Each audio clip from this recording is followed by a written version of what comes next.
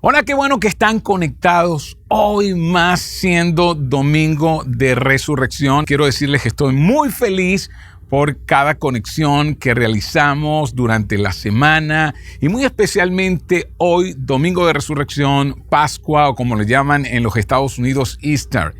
Y es que en la Pascua nació realmente el cristianismo. Pero antes de hablar acerca de la resurrección, quiero confesarles que hay 3 frases que no son mis favoritas y reconozco el hecho de que no lo son. Sacan a la luz mi egoísmo, se siente como una interrupción, me obligan a desviarme, impiden mi progreso. Y tal vez puedas relacionarte conmigo. Esas 3 frases son: mientras estés allí podrías recoger, mientras estés fuera te importaría parar en...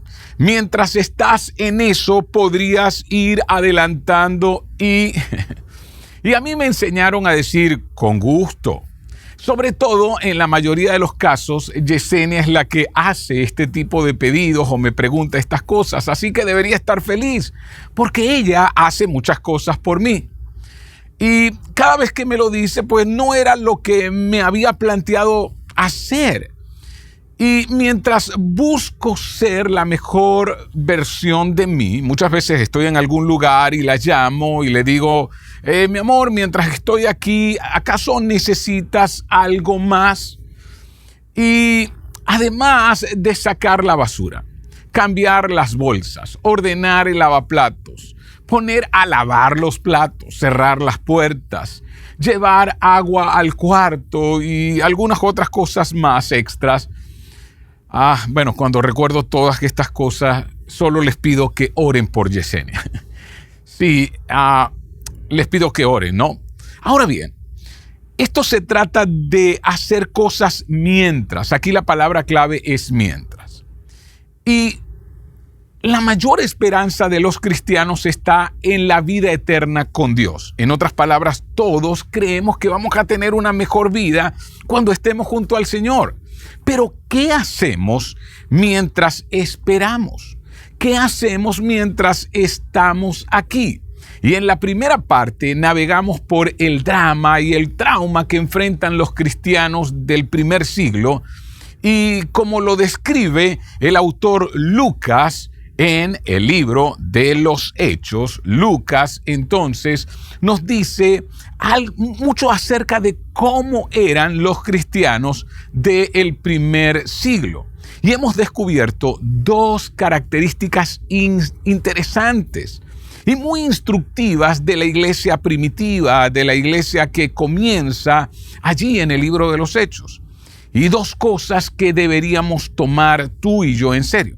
Primero, cuando ocurrió la hambruna en Jerusalén, y estoy hablando apenas 15 años después de la resurrección y ascensión a los cielos de Jesús, comenzó una persecución contra los cristianos, así que habría hambruna en todo el continente asiático, parte de ese continente, y en la media luna fértil, y comenzó la persecución contra los cristianos en Jerusalén por parte de Herodes, el cual manda a decapitar a los creyentes y entre ellos a Santiago, el hermano de Juan, y a arrestar a Pedro.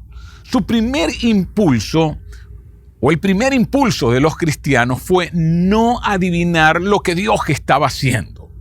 En su lugar, miremos 2 manifestaciones de fe. Se concentraron en lo que ellos debían estar haciendo. Específicamente preguntaron qué debían hacer para ayudar a los más afectados por la hambruna. Vieron esa tragedia y dijeron, bueno, pero ¿qué podemos hacer mientras la gente sufre?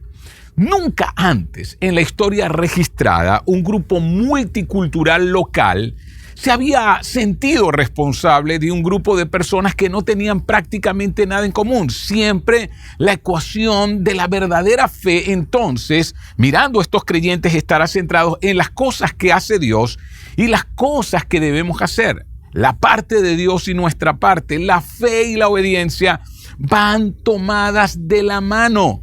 Sí, van tomadas de la mano. Este enfoque único de la generosidad fue alimentado e inspirado por el mensaje de Jesús. Dios amó al mundo, así que dio lo más valioso, a su único hijo. Y la semana pasada hablamos también sobre la persecución en Jerusalén y los actos aleatorios de violencia. Como nosotros, ellos también se preguntaron ¿por qué? Pero seguían creyendo y seguían orando. Y las cosas no siempre cuadran y tienen sentido. Sin embargo, ellos no solo se centraron en lo que ellos debían estar haciendo, sino que mantuvieron la esperanza incluso cuando no tenían explicaciones. Ellos, cuando supieron que Pedro había sido arrestado, se reunieron en la casa de María, la madre de Juan Marcos, a orar por Pedro. Y les explicaba que hay muchas Marías, mucho Juan, muchos Santiago en las Escrituras porque eran los nombres más comunes del siglo I. Ahora, ellos sabían que Dios pudo haber impedido que Santiago, el hermano de Juan, fuera asesinado tan brutalmente. Sin embargo, hicieron lo que debían hacer. Ellos oraron al Señor su Dios. Tu esperanza se tambalea cuando no consigues respuestas a las circunstancias difíciles de la vida. ¿Qué sabían ellos que tú y yo no sabemos? ¿Qué sabían ellos acerca de sencillamente seguir orando y seguir creyendo? No eran porque estaban locos, desesperados o eran supersticiosos. Su líder, Pedro, a quien habían sucedido muchas cosas malas, les aseguró que su esperanza no era en vano porque su esperanza estaba anclada en un acontecimiento, la resurrección de Jesús, lo que celebramos el día de hoy. Ellos veían la muerte en Cristo, no como el fin, no como lo peor que le pudiese ocurrir a alguien. Ellos podían desafiar el imperio más poderoso que ha existido en la tierra y que ya no existe. Sin embargo, sigue existiendo la iglesia. Y la semana pasada quedamos que lo que registra Lucas es que un ángel libera a Pedro de la cárcel y él llega a la casa donde todos están orando por él, haciendo lo que podían hacer dependiendo de Dios.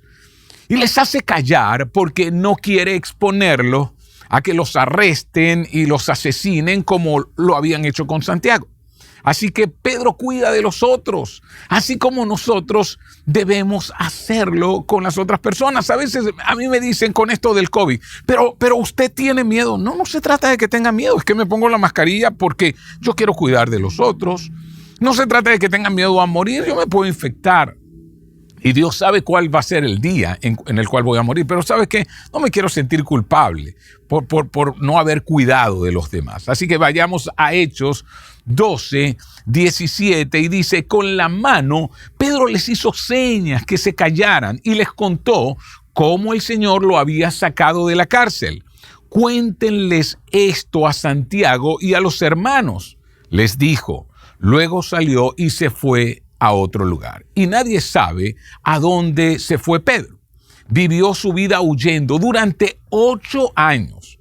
Cuando Pedro se escapó esa noche, Marcos o Juan Marcos, el hijo de María, ahí donde estaban orando, ¿recuerda? Se fue con él.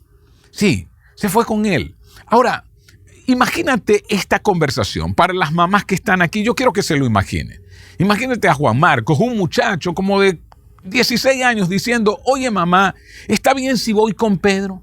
Es un prófugo cuya cabeza tiene precio, probablemente nunca me vuelvas a ver.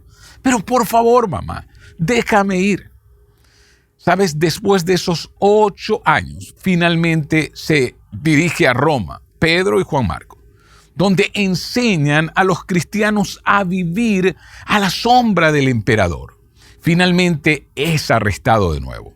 Y mientras esperaba su juicio en Roma, dictó sus recuerdos de la vida y las enseñanzas de Jesús a su compañero de viaje, Juan Marcos, en un documento que hoy conocemos como el Evangelio de Marcos.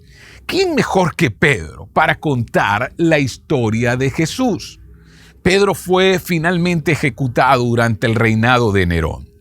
Antes de esto, dictó 2 cartas para la iglesia perseguida de aquel entonces. Y hoy quiero hablar o continuar hablando de esta primera carta. esa iglesia que estaba en las casas se multiplicó y se dispersó por todo el imperio romano durante el siglo I. Nadie sabía exactamente qué hacer con ellos.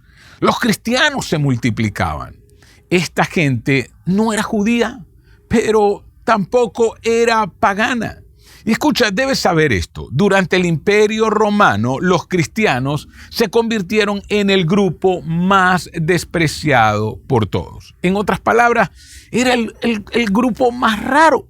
Porque sí creían en el Dios que creían los judíos, pero creían que ese Dios se había hecho hombre y que había resucitado. A diferencia de todas las culturas del mundo, eran monoteístas, creen en un solo Dios, mientras que todas las culturas eran politeístas.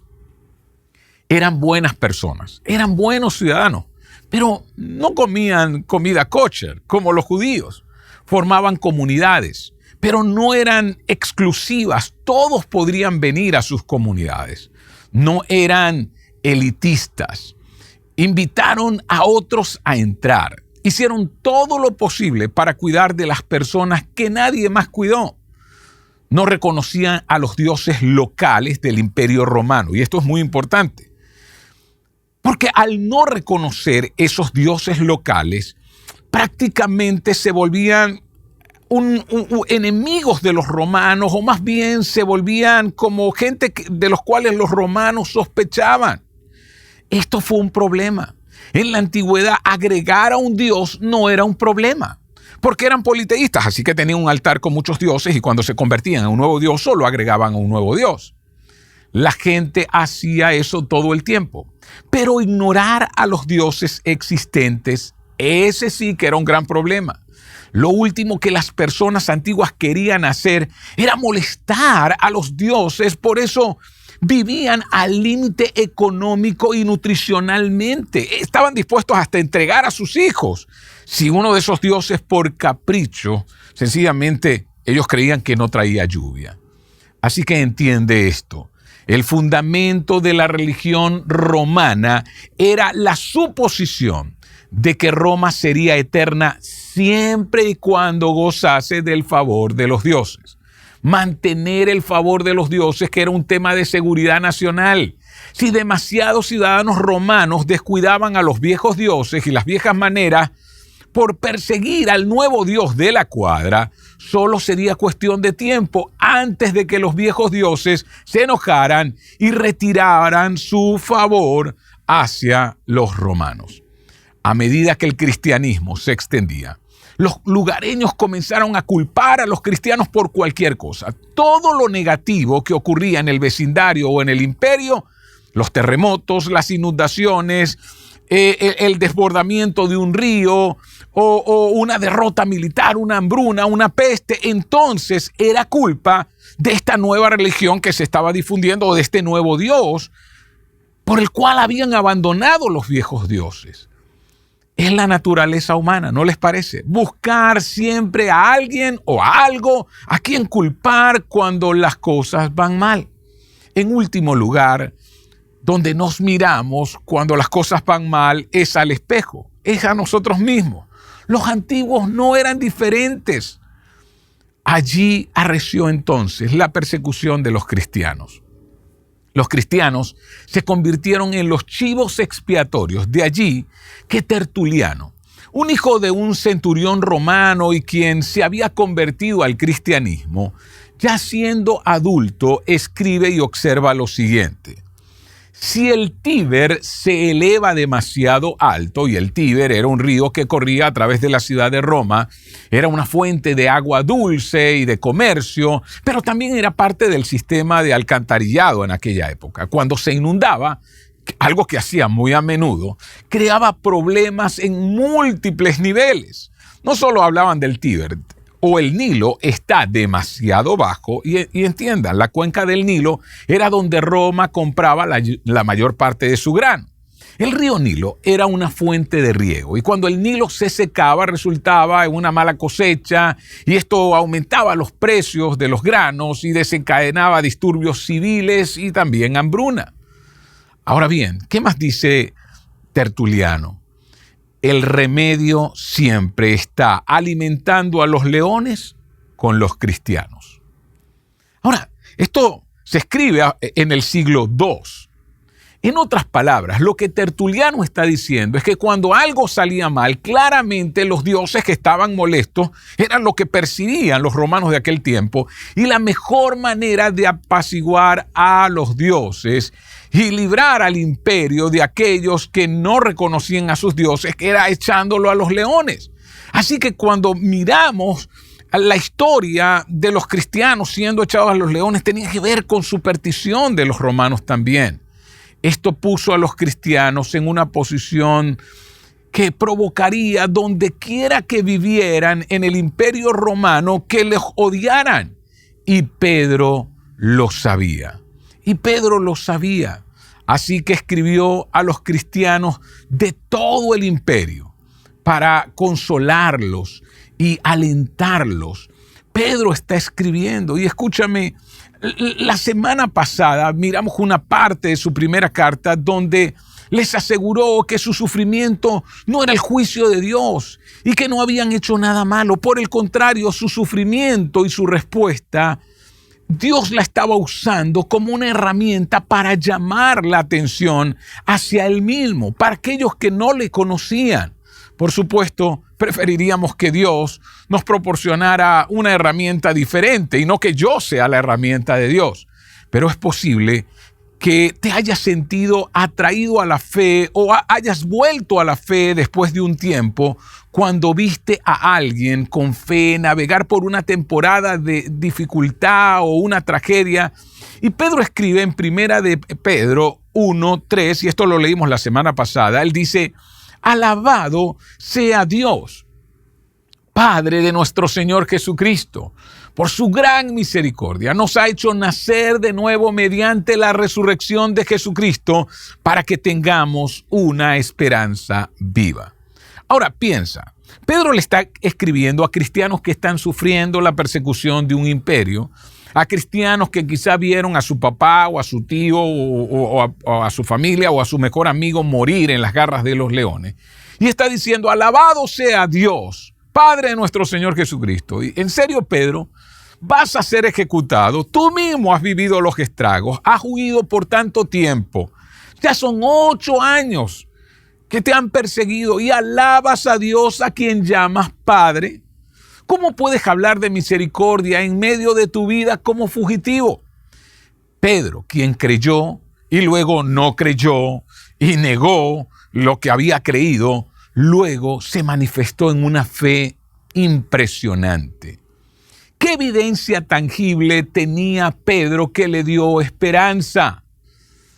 Porque Pedro dice que él tiene una esperanza viva. ¿Qué fue lo que vio? Vio la resurrección de Jesús. La fe de Pedro estaba fundamentada en la resurrección de Jesús. Y debes entender esto. El fundamento de la fe cristiana es un acontecimiento. No son enseñanzas, no es un libro, no es fe en la fe, no es concentración, no es conocimiento. No, es algo que ellos vieron, es algo que ellos palparon, es algo que ellos estuvieron ahí presentes. Ellos vieron a Jesús en la cruz morir, pero también lo vieron cuando salió de la tumba al resucitar, se les apareció. Pedro desayunó con Jesús 3 días después de su brutal muerte en la playa. Si Cristo resucitó, nosotros también resucitaremos. Por eso, en medio de situaciones difíciles, no lloramos como aquellos que no tienen esperanza. Escúchame, no estoy diciendo que los cristianos no lloran. Lo que estoy diciendo es que hay 2 tipos de llanto. El llanto con esperanza y el llanto sin esperanza. Así que nosotros lloramos con esperanza, sabiendo que la muerte no es el fin, que nuestros errores o pecados no son definitivos. Hay esperanza en medio del dolor. El final es la victoria. Y volvamos a Primera de Pedro 1:3. Entonces él dice que Dios tiene misericordia, que su base es la resurrección y que eso es lo que hace que tengamos una esperanza viva. La resurrección es la garantía de que todos los que están unidos a Cristo resucitarán con Él. La muerte de Cristo manifiesta su amor Y por eso Pedro alaba al Padre, pero la resurrección, o mejor dicho, más su resurrección, manifiesta su poder, manifiesta su capacidad de salvar. Dios nos hizo nacer de nuevo mediante la resurrección de Jesús y esa nueva vida la hemos recibido. Y escúchame, en esa nueva vida, ¿qué recibimos en esta nueva vida? Y recibamos una herencia indestructible que no puede cambiar ni deteriorarse. Ahora, Pedro habla de herencia y yo te pregunto, ¿quién recibe una herencia? Cierto, los hijos. Son los hijos los que reciben herencia. Así que Pedro está asegurando algo, que cuando le das tu vida a Jesucristo y crees que Él vino por ti, murió en la cruz, resucitó y está sentado, ascendió a los cielos, al creer en eso, entonces tienes el derecho de ser hijo de Dios. Somos hijos e hijas de Dios. Esa es la razón por la cual somos herederos. Las riquezas y posesiones del mundo, vamos a estar claros, a medida que pasa el tiempo se destruyen, cambian de valor, se deterioran. Nuestra herencia siempre permanece fresca. Hace días atrás vi una foto del príncipe Carlos al lado de la reina Isabel. y el comentario decía, algún día recibirás la herencia. Así que Isabel no quiere morirse. Y Carlos cada vez que está más viejo. ¿Sabe qué está pasando con la herencia? Que no le va a quedar tiempo para disfrutarla. Pero ¿sabes qué pasa con la herencia de los hijos de Dios? Lo que ocurre con esa herencia es que siempre está fresca. Y ahora Pedro afirma algo que nos debe dar seguridad. Y dice que no puede cambiar ni deteriorarse. Tal herencia está reservada en el cielo para ustedes. Escucha, Pedro creyó en el cielo, pero no creyó por algo que su mamá le había dicho o que le habían contado cuando era un niño. Creía por algo que vio siendo adulto, la resurrección de Jesús y su ascensión a los cielos. Él hablaba a menudo del cielo, porque él sabía que su Señor había ascendido a los cielos y por eso creía en los cielos. Podemos tener esa seguridad. Pedro sigue diciendo algo extraordinario para aquellos que están, mientras esperamos que estas cosas aquí en la tierra, y dice, a quienes el poder de Dios protege mediante la fe hasta que llegue la salvación que se ha de revelar en los últimos tiempos. Entonces lo que está diciendo es que Dios te protege mediante la fe. Como creyente tú eres guardado para esa herencia que Dios va a dar a sus hijos y esa herencia es guardada para ti. Dios está trabajando a tu favor. No te protege de la muerte. No es lo que está diciendo que Dios protege mediante la fe hasta que llegue la salvación. No es que dice que no te vas a enfermar o que no te vas a morir. Un día tendrás que morir, pero te protege para no perder esa herencia, para que la salvación sea segura. Un día llegará el momento. Y recuerdan la pregunta, mientras que estamos aquí, ¿qué hacemos?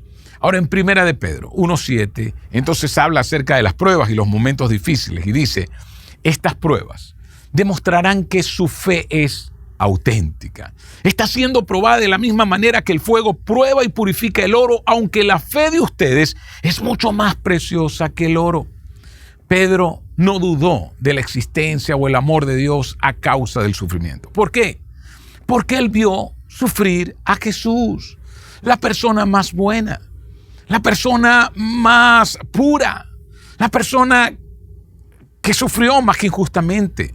Su fe no estaba ligada a un Dios imaginario que evita que las cosas buenas le sucedan a personas buenas.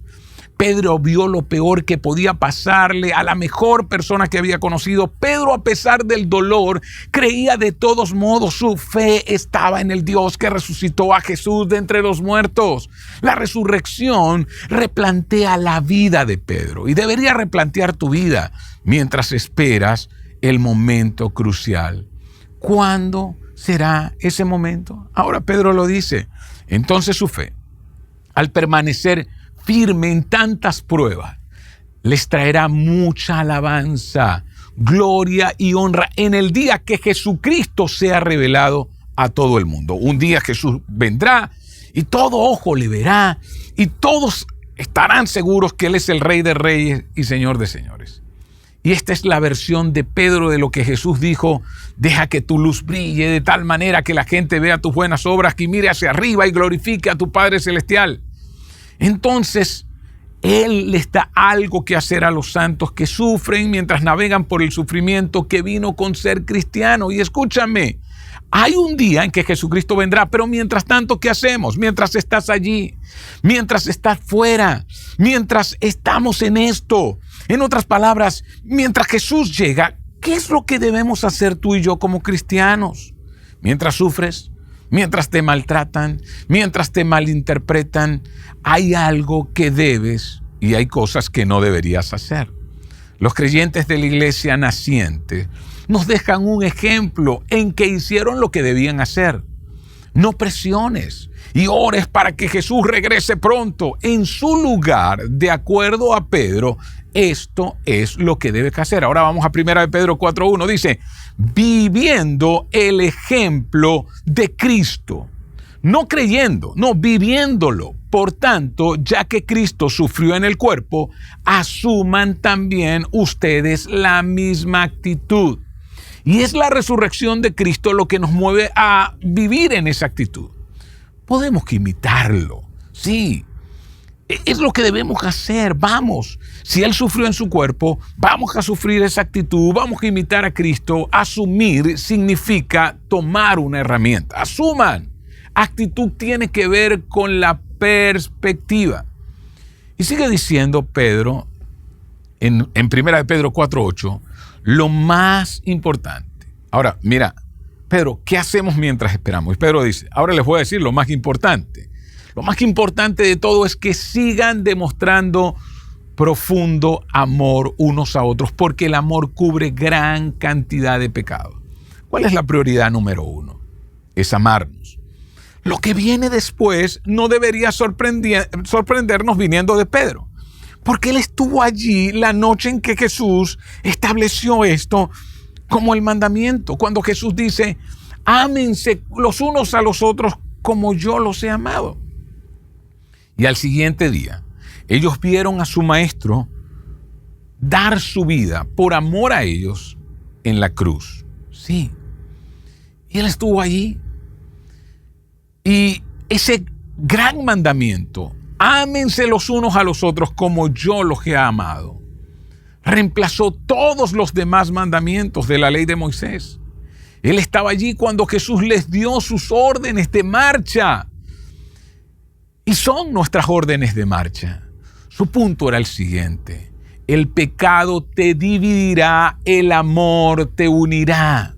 Mientras mayor sea el sufrimiento, el amor debe manifestarse más. Así que mientras que estás siendo maltratado, ámense profundamente. Mientras son malinterpretados, ámense profundamente. Mientras el mundo no comprende lo que ustedes dicen, ámense profundamente. Y no dejen que nada les divida. Entonces, vuelve a ser más específico. Lo primero, lo más importante, ámense. Lo segundo, en el verso 9, abran las puertas de su hogar. Otra versión dice, practiquen la hospitalidad. Con alegría. Otra versión dice, sin quejarse. Al que necesite un plato de comida o un lugar donde dormir. Pedro está diciendo, lo primero, ámense. Lo segundo, practiquen la hospitalidad. Abran las puertas de su casa, sirvan, que su hogar sea un lugar de servicio. Y hospitalidad es colocar mi casa, mi hogar al servicio del Señor, sin quejarme y con alegría. Sin decir, oh, pero ¿por qué vino? Oh, pero no, yo no debería estar haciendo esto. No, hacerlo con alegría. Y sigue diciendo, ¿qué más hacemos, Pedro? Y dice, ámense, practiquen la hospitalidad, y cada uno ponga al servicio de los demás el don que haya recibido, administrando fielmente la gracia de Dios en sus diversas formas. En otras palabras, agreguen valor a las personas por medio de nuestros dones. Y yo tengo un llamado especial en este día que celebramos la Pascua, la resurrección de Jesús. Y es a que ames, a que sirvas y a que abras tu casa para agregar valor a tus vecinos, a tus amigos y a tus compañeros de trabajo. Recuerdo la primera semana en el mes de enero, mientras teníamos nuestro tiempo de ayuno, les decía que nosotros debemos ocuparnos de nuestro espacio geográfico, y este es un llamado para ti que eres cristiano. Queremos que te unas a quienes muestran el amor de Cristo, no como una estrategia, sino como una manifestación de gratitud a su Señor. Así que yo quiero invitarlos a ser parte de todo un programa que aporta a la gente llamado Más Allá del Éxito del Dr. John Maxwell. Y que tomen su espacio geográfico y que tomen sus redes sociales para agregar valor a otros. Así que tu líder de grupo te estará hablando más acerca de esto. Y de seguro acá en nuestra página web van a encontrar mucha más información. ¿Y qué es lo que queremos? Que como familia iglesia, no simplemente porque vamos a un grupo de vida. Sí, vamos a seguir asistiendo a los grupos de vida. Pero ahora eres tú personalmente, asumiendo la responsabilidad sobre tu calle, sobre tu cuadra, sobre tu influencia o la influencia que tú tienes para agregar valor a otros por medio de este programa Más Allá del Éxito. Y escucha, Pedro está diciendo, ámense, practiquen la hospitalidad, sirvan. Y está diciendo, así al hacerlo. En otras palabras, esta gente lo hizo. Sí, en medio de la miseria, la pobreza, la enfermedad que caracterizaron a la mayoría de los pueblos y ciudades antiguas, los cristianos proporcionaron un oasis en medio de tanto dolor. La misericordia y la compasión son evidentes para nosotros, pero fue tan contracultural en aquellos tiempos. Estos cristianos recolectaron alimentos y lo enviaron a los cristianos de Jerusalén. Estos creyentes ayudaron a la gente. Toda Roma conoció el amor de Dios y muchos fueron atraídos a ese Dios de misericordia y de amor, pero que era manifestado a través de los cristianos. No fueron sus amenazas las que los llevaron al arrepentimiento. Los cristianos no estaban diciendo, si no se arrepienten, se van al infierno. No. Como Pablo escribe más tarde, fue la bondad de Dios lo que los llevó al arrepentimiento. Y este cambio fue más evidente cuando una serie de epidemias desbordaron en el imperio. Ciudades y pueblos enteros se convirtieron en cementerios. Estas regiones fueron abandonadas durante una generación por temor a que la pestilencia y la peste permaneciera en esas ciudades. Y durante una epidemia a finales del siglo II, habrían 5,000 muertes al día solo en Roma. Los sacerdotes paganos, líderes cívicos y ricos huyeron al campo. Pero muchos cristianos optaron por quedarse. Literalmente habían perdido el miedo a la muerte. Se quedaron y se cuidaron los unos a los otros. Como resultado, las comunidades cristianas progresaron más. Le fue mucho mejor que a sus vecinos paganos. En el apogeo de la segunda gran epidemia, que se sentía como una pandemia en el mundo antiguo, el obispo Dionisio de Alejandría escribe lo siguiente y nos deja datos sobre esto. Dionisio, en el siglo III, escribe: la mayoría de nuestros hermanos mostraron amor sin límites y lealtad. No están por ellos y piensan solo el uno en el otro. Sin prestar atención al peligro, se hicieron cargo de los enfermos, atendieron todas las necesidades y ministrando a estos en Cristo, y con ellos partieron de esta vida. Mira lo que está diciendo Dionisio. Ellos obedecieron los mandatos del Señor, vivieron, como les dijo Pedro, ámense, se hicieron cargo, practicaron la hospitalidad, el cuidado, sirvieron a los demás. Y sigue diciendo Dionisio: los mejores de nuestros hermanos entregaron sus vidas de esta manera. Una serie de presbíteros, diáconos y laicos han ganado grandes elogios por morir de esta forma. El resultado es una gran piedad y una fe fuerte que parece en todos sentidos igual al martirio. Escucha, este es el punto. Estos hombres y mujeres del siglo II murieron por lo que ellos no murieron por lo que ellos creían, sino que actuaron de acuerdo a lo que creían. Eso fue lo que hicieron. ¿Y en qué creyeron? Creyeron en tres cosas. Creyeron en el mensaje de Pedro. Creyeron en amar, creyeron en dar y creyeron en servir. Pero no murieron por creer en esto. No, ellos estuvieron dispuestos a morir porque actuaron conforme a lo que creían.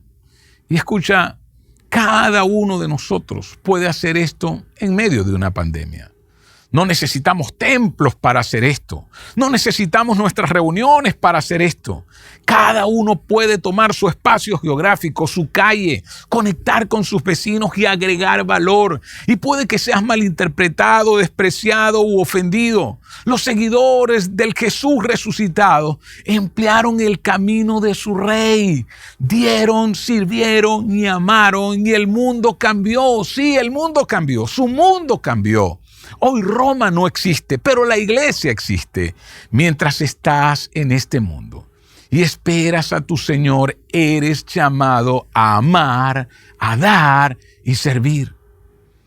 En base a lo que Pedro enseña. Entonces yo quiero que reflexiones en las siguientes 3 preguntas y te las dejaré para tu conversación. Recuerda cuando dice que debemos amarnos. Y la pregunta es, si amar es lo más importante, ¿quién necesita una dosis de amor profundo de tu parte? ¿Hay alguien que necesita una dosis de amor profundo de tu parte?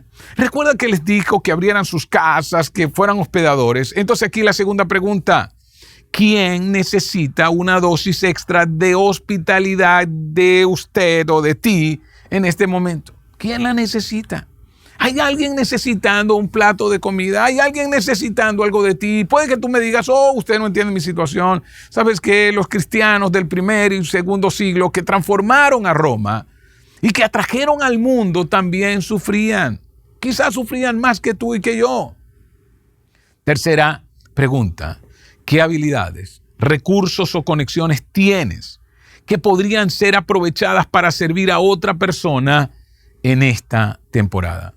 Escúchame, vamos, yo quiero invitarte a que te hagas parte de tu espacio geográfico, a que te apropies de tu calle, porque vamos, quizá Dios no te pida cuentas por quienes están en la China o por quienes están por allá en Hawái, pero Dios sí probablemente te va a pedir cuenta por aquellos que están en la calle, ahí en tu cuadra, por tus vecinos, por tus amigos, por tus compañeros de trabajo.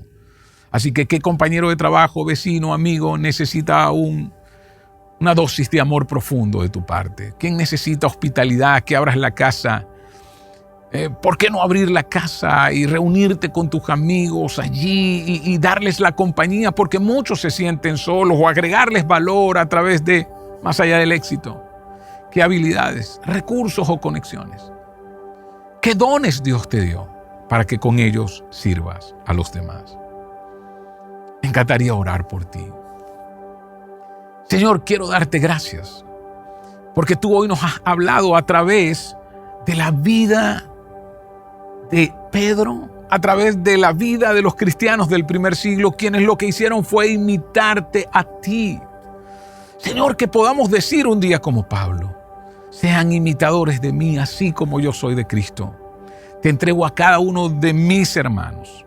Y yo te pido que cada uno de ellos pueda pensar quién necesita una dosis de amor profundo de parte de ellos. Quién necesita una dosis extra de hospitalidad y cómo ellos pueden usar sus dones, talentos y habilidades para servir a otros. Señor, el Imperio Romano cayó porque ya nadie quería ser parte de él. Pero la iglesia todavía permanece y permanece para siempre. Señor, que te imitemos y que hagamos tu obra en esta tierra, en medio de un mundo que sufre, en medio de un mundo que puede que no nos entienda, en medio de un mundo que le llama a lo bueno malo y a lo malo bueno, pero que entendamos que nuestra labor es seguir tus pisadas, Señor, y amar, servir, dar, ser compasivos en medio de todas estas cosas. Gracias, Señor. Amén. Yo quiero invitarte a que no te vayas aún y cantes con nosotros esta canción de la resurrección y la esperanza que nosotros tenemos al ser parte de ella.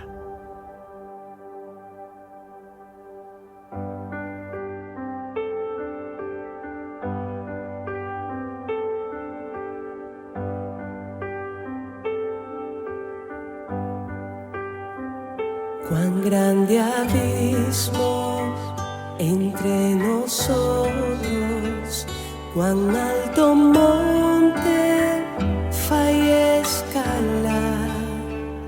Con desespero volví al cielo y en la noche te hice llamar.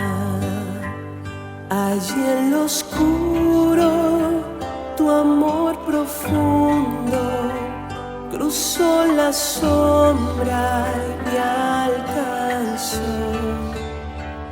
Ya es consumado y el fin escrito, mi esperanza está en Jesús.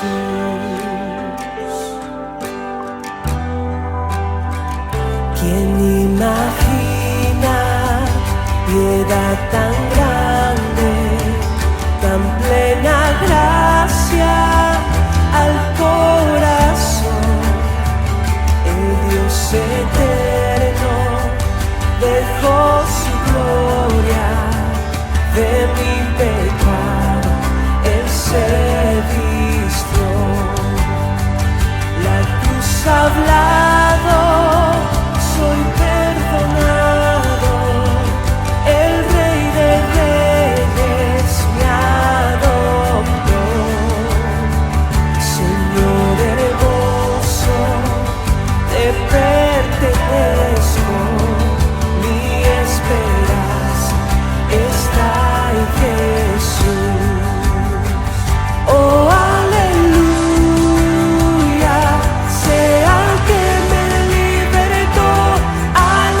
Aleluya, de la muerte me arrancó, las cadenas quebrantó, y en su nombre hay salvación. Mi esperanza está en Jesús.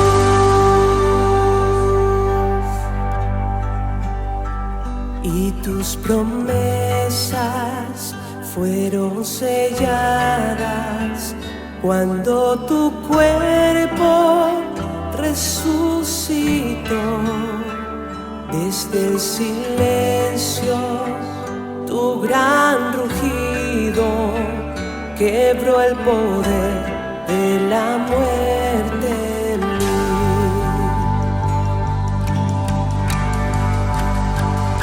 Y tus promesas fueron selladas cuando tu cuerpo